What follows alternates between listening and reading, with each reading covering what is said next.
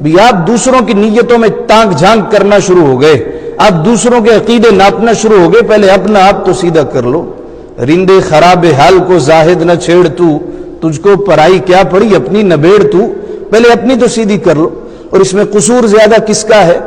چیزیں اس وقت بکتی ہیں جب خریدار موجود ہوں، تو خریدار کیسے ہیں؟ وہ پسند کرتے ہیں کیونکہ ایسا خطیب ہمیں مل جائے جو کہ گالم گلوچ کرنے والا ہو، جو دوسروں کو برا بھلا کہنے والا ہو، جو ہم وقت دوسرے کے مسلک کو ہانٹ کرنے والا ہو، بھی ایسا شخص چاہیے۔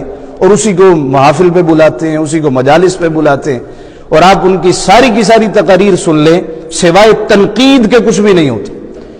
نقد کرنا ہے، اس کے بھی کچھ اصول ہوتے ہیں۔ اگر آپ تنقید کرنا چاہتے ہیں تو تنقید برائے تعمیر کریں، تنقید برائے تنقیص نہ کریں۔ آپ کسی کو انسانیت کے رتبے سے گرا رہے ہیں، کسی کی عزت نفس مجروح کریں۔